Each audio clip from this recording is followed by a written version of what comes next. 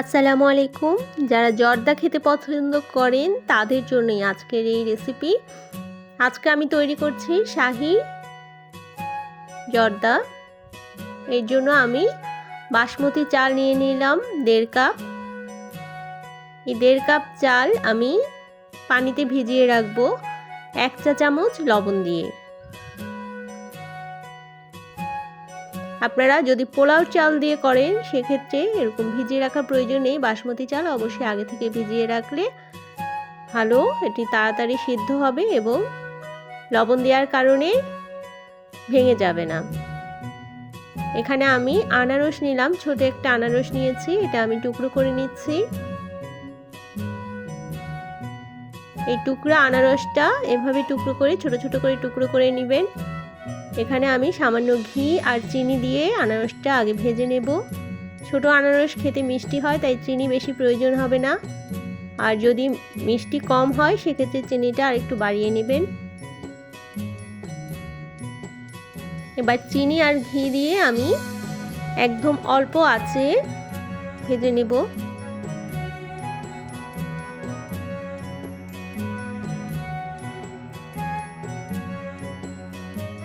আমি চুলার আঁচটা একেবারে কমিয়ে রেখেছি।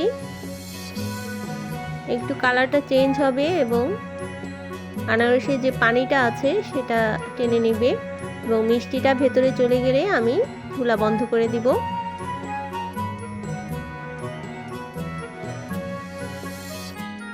এখানে আমি লং দিয়েছি, লবঙ্গটা আপনারা এখানে নাও দিতে পারেন, জর্দাতেই সরাসরি দিতে পারেন। তারপরে একটু ঘ্রাণের জন্য আমি লবঙ্গটা এখানে কয়েকটা দিয়েছি, পরে আমি জর্দাতে আবার 1-2টা দেব। দেখুন যে আনারসের কালারটা আনারসের চেঞ্জ হয়ে গেছে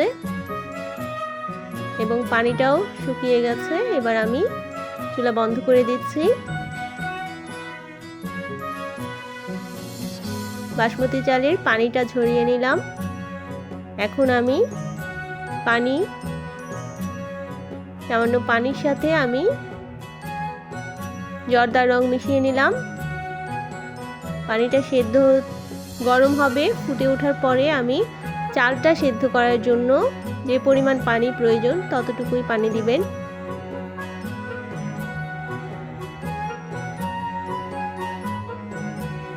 পনেরো থেকে 20 মিনিটের মধ্যেই চালটা সেদ্ধ হয়ে যাবে।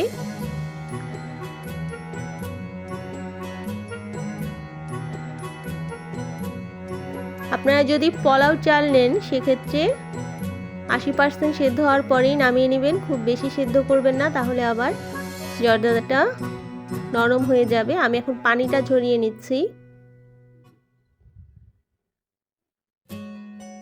এখন আমি একটা প্যানে ঘি দিয়ে দিলাম 2 টেবিল চামচ।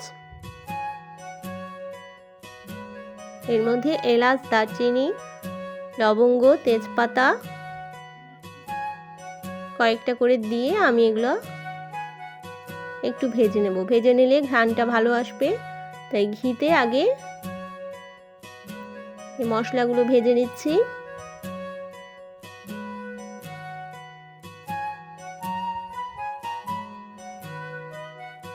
হালকা একটু ভাজার পর আমি এখানে দিয়ে দেব চিনি।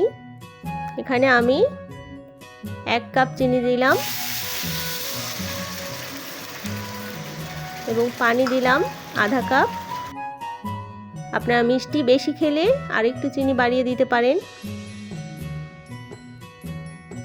চিনিটা গলে যখন বলক আসবে তখন আমি এখানে বলক চলে আসছে, এখন আমি এখানে দিয়ে দিব সেদ্ধ চাল।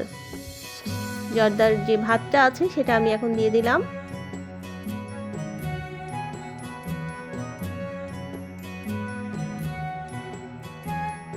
ভালোভাবে নেড়ে নেবেন যতক্ষণ পর্যন্ত পানিটা থাকবে সে পর্যন্ত নাড়তে থাকবেন।